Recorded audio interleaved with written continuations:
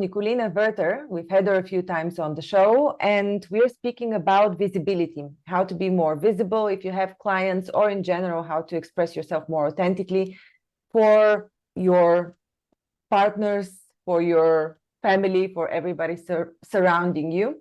I'm welcoming Nicolina. Hi. Hello, hello. Thank you. Thank you for having me back. It's always a pleasure. Always a pleasure for me too, Nicolina.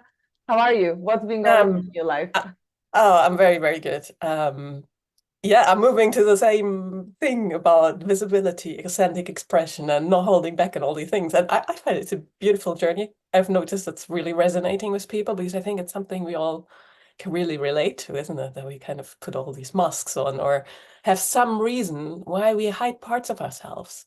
Yeah. And in some industries, for sure, like I work a lot with creative people, of course, coaches and transformational folks, and but also change makers. There are certain, I find, industries. Sorry, I'm going immediately into it, but I'll come back in a moment.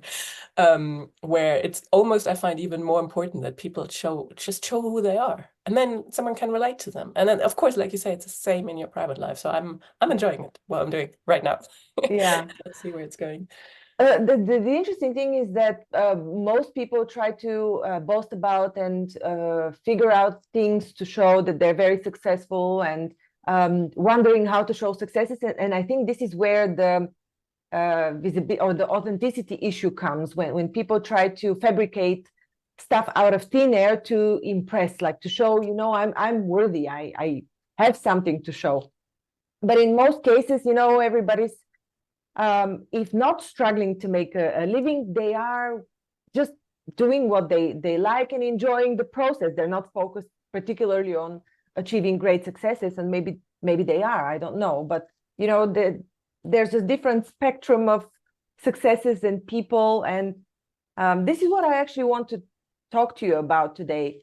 We know that authenticity is what makes you more visible, what attracts people to you. But let's break it down into components. What is authenticity? Because as you said at the beginning, it's a very vague term. Everybody says, yeah, you need to be authentic so that you attract people. But what is authenticity? Yeah. And maybe before I try to pack that, I was just thinking, yeah, you're right, because of course it's not the only way. And we see that in media, social media, whatever. You kind of get a lot of attention and you're not authentic, or you're putting up a big show or whatever. But the difference usually is like, then how holistic is it, isn't it? Like if you only crave attention and it's not filled out or coming from a wholesome place, usually people get worn out sooner or later. Usually it's really, really difficult to maintain, let's say, have sustainable success. Because it's not you. So you constantly have to pretend you're something else, or think of the next strategy, or put up something else. And it's very different than if you can just show up as you. Still skill up, learn stuff, apply strategies, whatever, but there's more of you behind it. That's why I think there's a huge difference, because yeah, you can see it. Or like pop stars, they might not be in a healthy mindset or whatever, but then look at them 10 years later and they might not be doing so well, unless they went to a period of also developing that side of themselves where they can show up as themselves. I find that for me is a difference, because yeah, like I said, you can get attention in different ways, but it's not going to be sustainable long term. And that for me is authenticity. To come back, like, what is it? It's being able to show more of you. And that usually is the way you speak. Like, first of all, being clear about what's important to you, what are your needs, or what what your desires are, and all these things. And then being able to communicate that when it's appropriate, not always necessarily, but when you want to. And not like, because a classic thing is that we put all these, like I said, things on top of us that kind of stop our natural self-expression.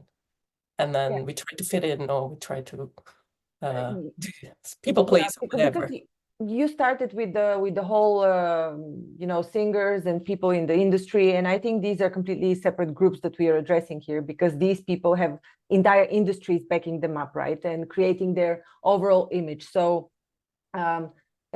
it comes to mind control more than authenticity there. When they blast you with one and the same image, one and the same song, of course, eventually you accept it. But we're talking now about people who are rising stars, so to say, people who are just stepping in an industry, that the coaches and people in the creative industry that you're working with?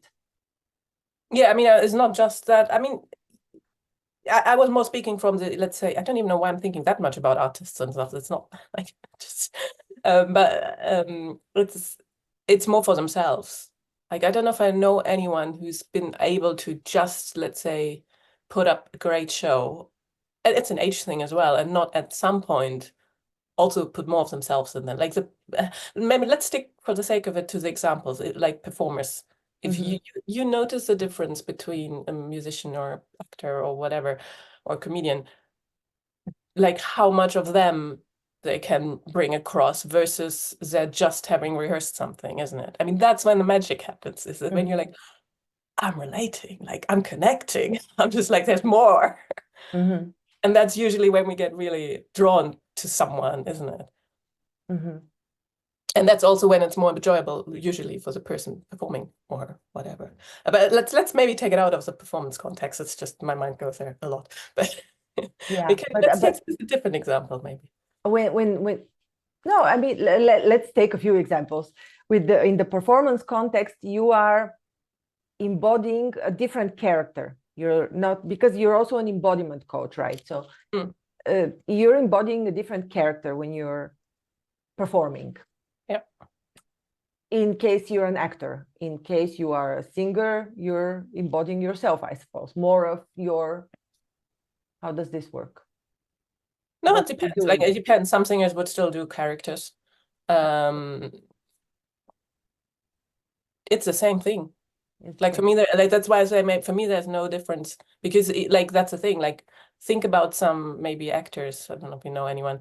I don't know why I have Robert De Niro or someone in my head who's, I don't know, maybe not the best actor, but there's always something that makes you recognize, oh, it's them, or Scarlett Johansson, or someone who's like really versatile, but you still recognize it's her, isn't it? So there's like, you can have as many characters as you want. You still have bits of you in there.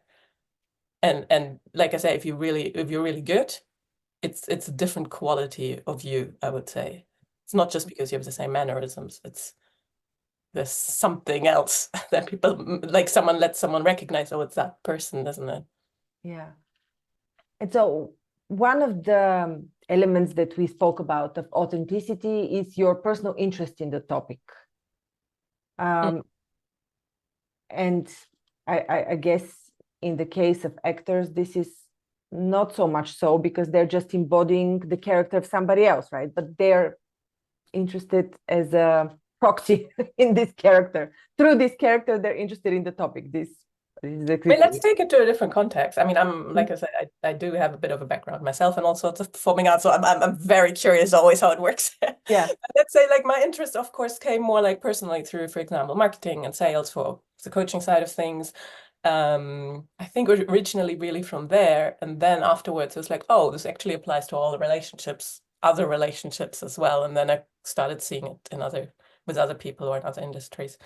Like for me, it was really, like you said, I think you mentioned that before we started the call, I think that the moment you tell a story from yourself or a personal experience, or maybe you even share something that's a bit vulnerable without it being too, like, usually we share the wound as a scar, not the wound, isn't it? People relate differently usually, because that's where that's where they connect and like, oh, I see myself in that. And so definitely marketing and sales, I would say, but also like the other thing where I noticed it was just in personal relationships, because I always had things I didn't like to talk about, or I was like, oh, people are going to judge me or whatever. Yeah. I wouldn't talk about them. And then not even like originally, of course, I'm not even realizing I wouldn't do that. But then wonder why no one would get me, no one would understand me, no one would understand what I do or what like was important to me or any of these things. I was like, oh yeah, maybe they don't realize I have that side to me.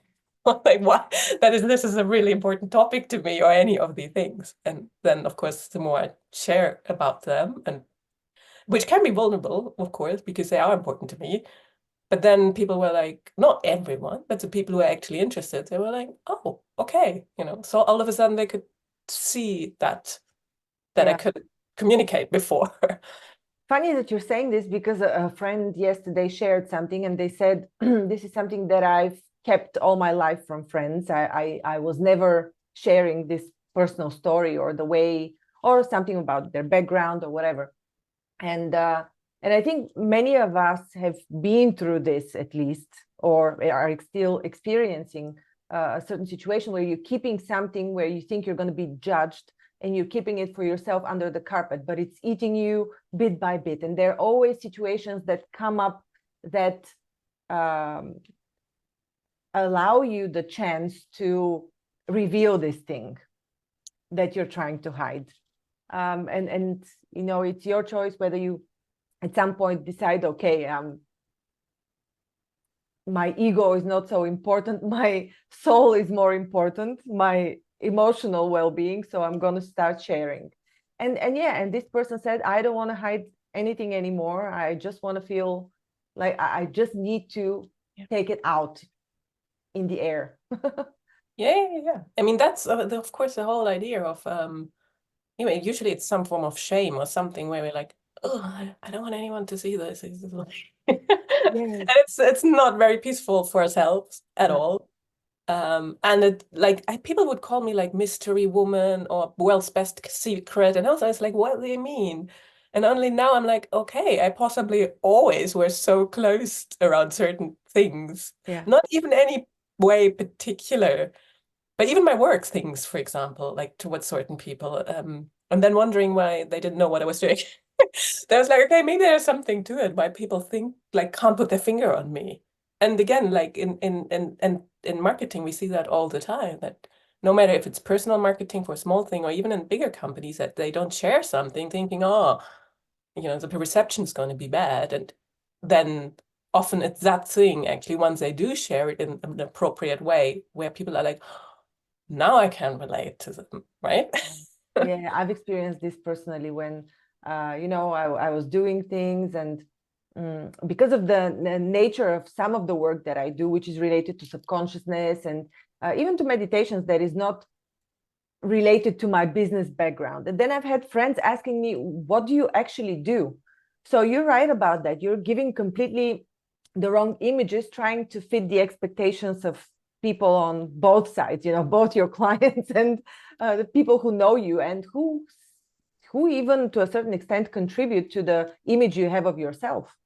Exactly. I mean, that makes the whole thing even worse. That for me, it's more similar because of course I have an interest in well-being, but growth and all these things. But I also always had this side of me that's more psychology and neuroscience, and then I have the side which is more energy healing and spirituality and whatever subconscious blah. And I was always like, I don't know how to communicate this because some people don't get that side, and some people are like a bit critical of the other side, and it was always a bit like, which made me talk less about certain things. Yeah, absolutely. But in the end, I've come to discover in recent months, especially, that it's all about integration, and I've started integrating it within myself, within my own understanding. And it's not other people's fault, clearly, that they don't know what exactly I'm doing or they don't understand.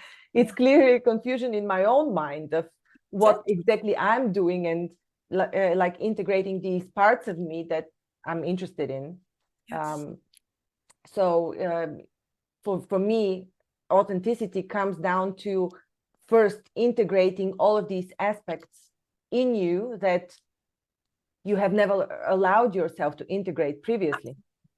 Yeah, absolutely. That's the whole point, isn't it? It's like when we talk about it doesn't have to be shame, but if you hide something, it's exactly that image of you have to shine the light on it first for yourself. And you're like, that's also how it was for me. I'm like, why am I not even talking about? I'm like, I couldn't even figure out, why was I not sharing about certain things? And then in my case, I was uncomfortable about certain things, but it was very deep.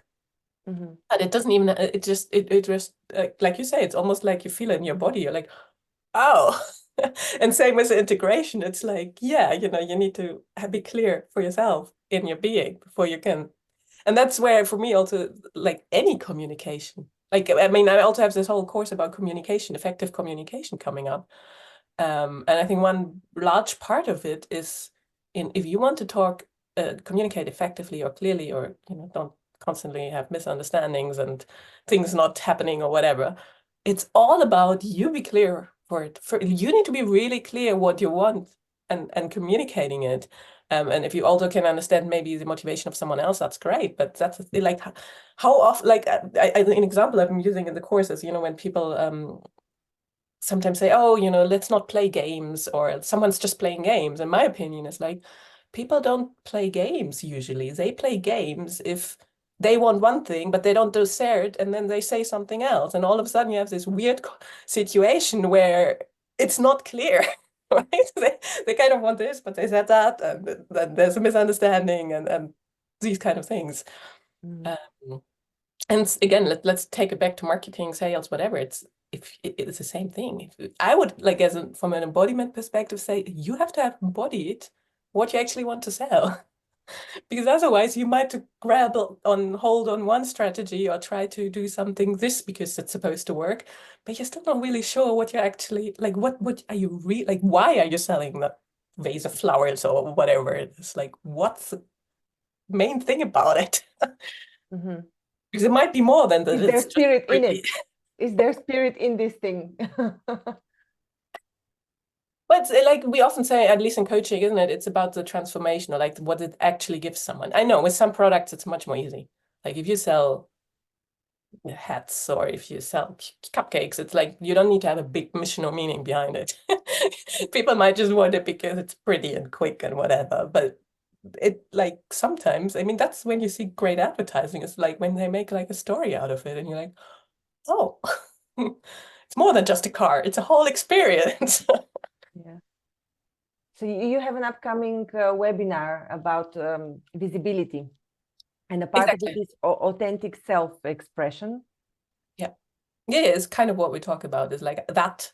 If you want to have more visibility, like being noticed in a healthy way, no matter if it's for your products or for yourself or whatever, it starts with you recognizing yourself first. Because again, otherwise you can't communicate it. Like people will not get you. Or people will be like, yeah, nice, but no, let's look somewhere else. Right. How does this help relationships? I have an opinion about that because I've experienced it personally with personal relationships. But how do you think it helps to build relationships with clients, to become more authentic in your expression? It's just, again, I would say it's just honest communication. I think what we know, again, especially in sales things or whatever, is, there can be a lot of, again, strategies, or like, oh, it has to be this, or I have to convince someone or whatever. And yeah, I'm all for convincing someone, but do it in a human way, which means it needs to be a win-win for both sides, right? And so if you can, the same as you communicate, oh, we didn't make the mistake, or like asking if someone has the same thing, do you have everything you need, or just treating them as a normal human being, like you would treat an acquaintance or something, and making sure they're having a good experience with whatever it is you offered them. And I mean that's all I would say. It's when you feel like, oh, I can't say that. Oh my God, I lose my client. Or like then it's like, oh, everything goes in the air. But I'm curious to hear what you wanted to share. Yeah, I mean, these are different contexts. I was more thinking of personal relationships, and my example was years ago, maybe about 10 years ago. I was going through a dating period where I couldn't find a partner. Like I was finding people, but I wasn't relating to them. We weren't relating in some way, and it was falling apart after a while. And so I realized, maybe after reading something, but in any case, it came to me that I'm not really communicating who I really was. I wasn't sharing my very personal, deep experiences, like even my paranormal experiences, my consciousness travels, I was sharing only my life on the surface, what it looked like, what I could sell as an acceptable persona, what I thought society wanted to see.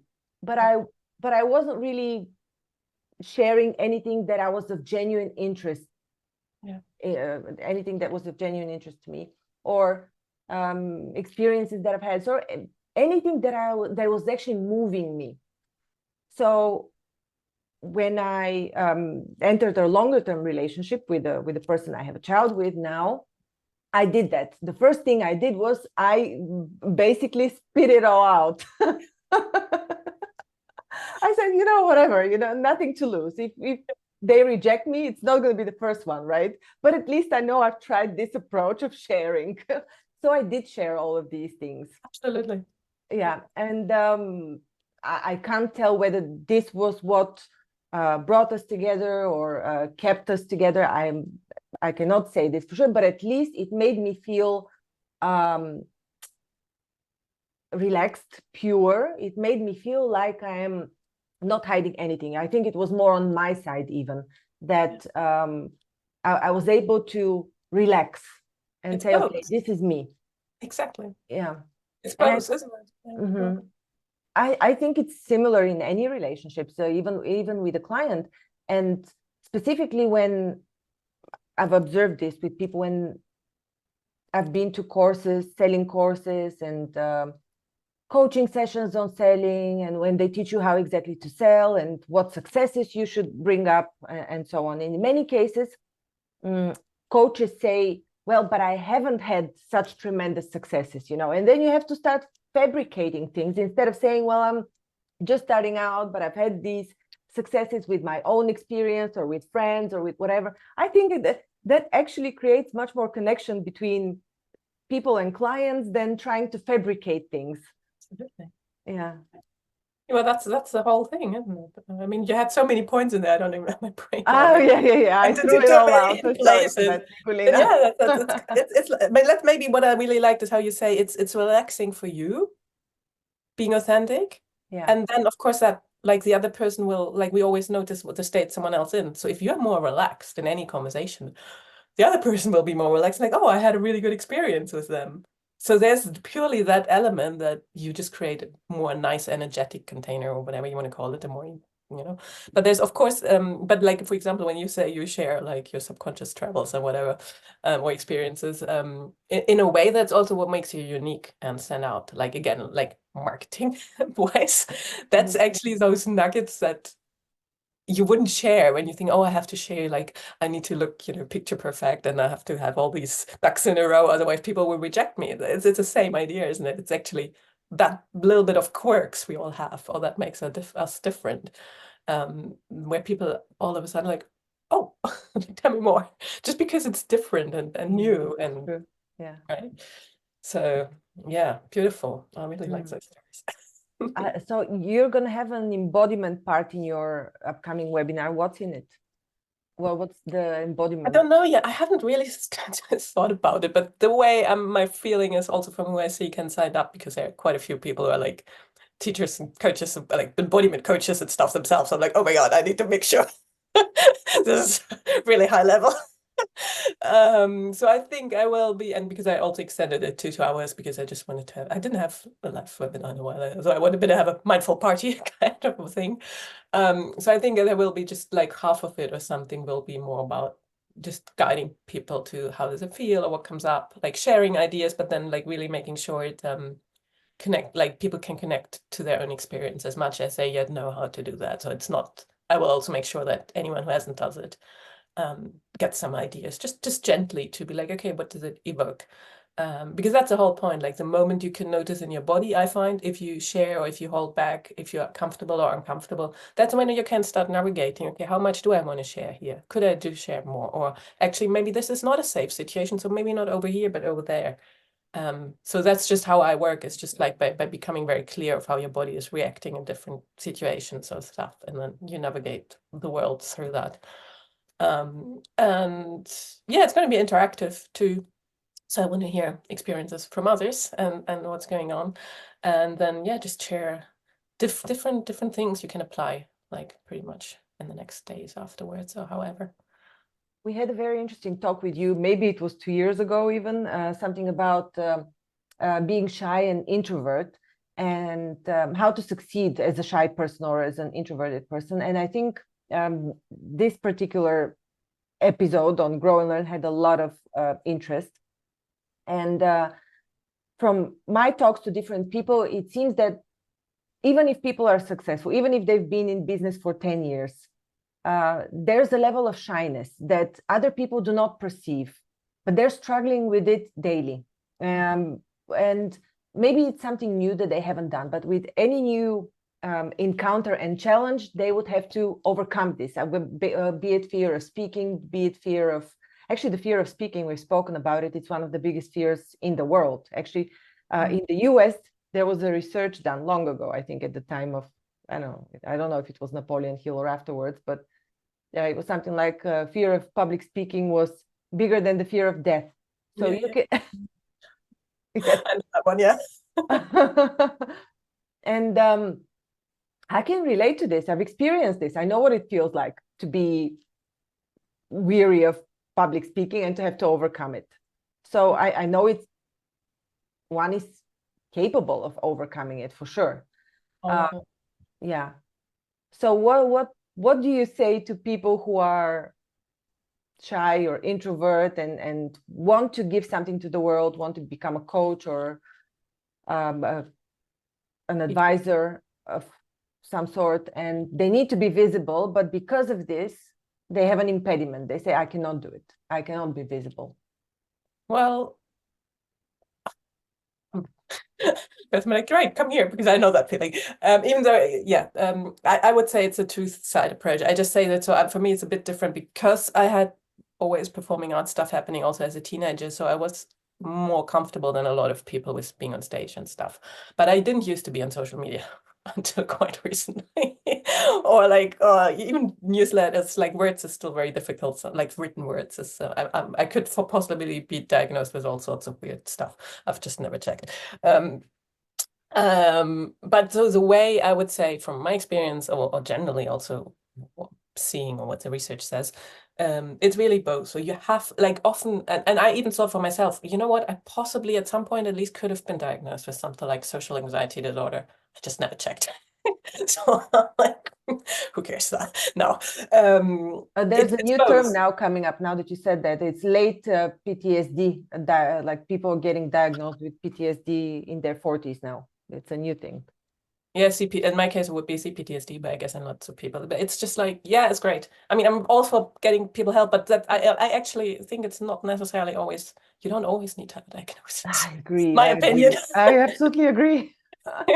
Anyway, that's a whole other topic. So I would say like it's really both, but and that's why I of course love somatics and embodiment is you have to increase that ability that your body can be okay with discomfort.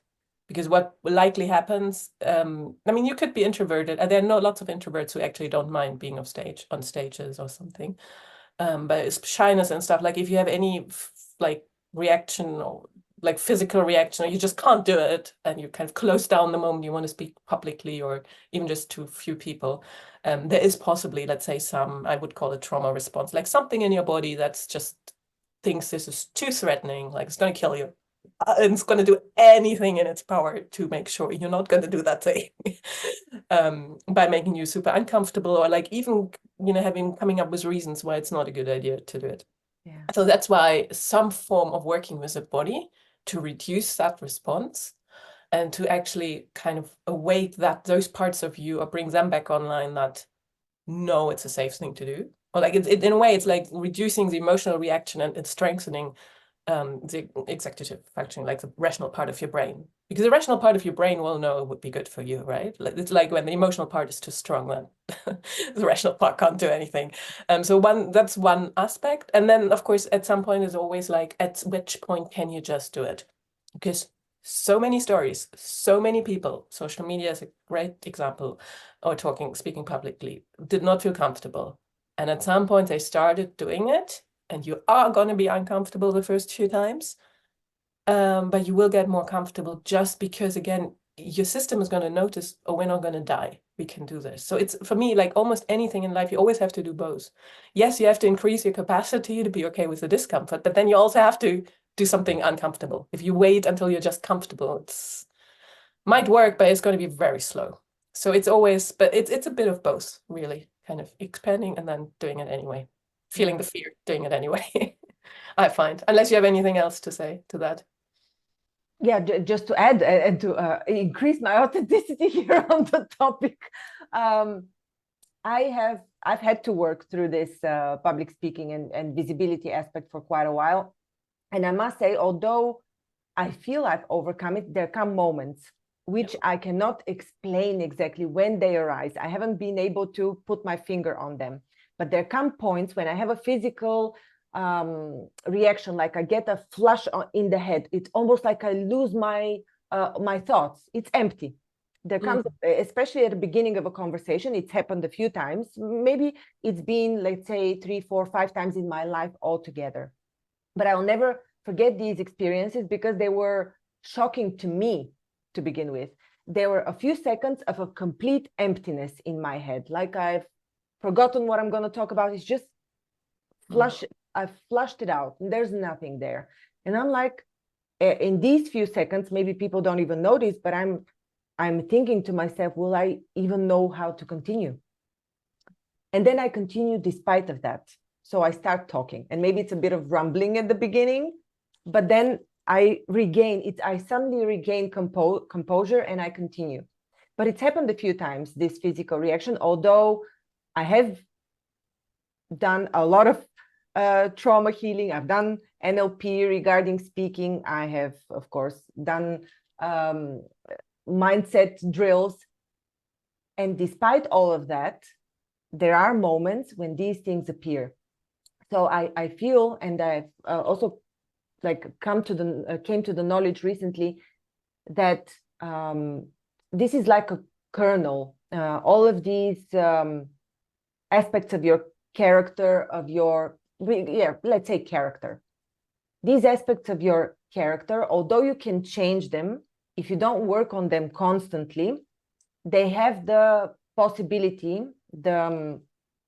it's like in quantum physics, this possibility in quantum physics is there. The matrix is there for this worry to appear again. Like I used to think that you can eradicate it forever, but if you don't work on it, it will appear because the matrix is there. That makes sense. Yeah. I mean, while you were talking, I was thinking, for me, in a lot of it has to do with presence. Sorry, my face is so itchy. We could philosophize of energy going into my head. I don't know.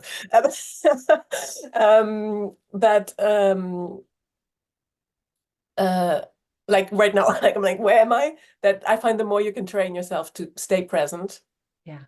Any interaction in any moment, and like that's a magic sauce, isn't it? Yeah. It's almost like reconnecting. You're like, okay, I completely forgot what I wanted to say, but I'm here. And you just start with whatever first word or whatever. And I mean, that saves a lot, I find. Yeah. And makes you much more present again to connect authentically, to react. Like even if you speak to an audience or to one person, to actually be there with them and understand. Exactly. It's like, what am I trying to say? It doesn't matter. I'm going to say something now because I'm here, right? Yeah, exactly. Yeah. Rather than trying to remember what you were initially trying to communicate. Exactly. Yeah. Exactly. I love that. How can people register for your webinar? Do we put a link underneath somewhere? We can put a link if it's not easy to spell out. Description or comments or whatever works. Sure. And otherwise, just find me on maybe best Instagram. Nicolina Werther is usually where I'm most active. Okay, fantastic. Thank you so much. Okay. Well, thank you. It was fun as always. Interesting. I like going authentic with you. It always works. Same with you. Thanks, Nicolina. Thank you for watching, everyone.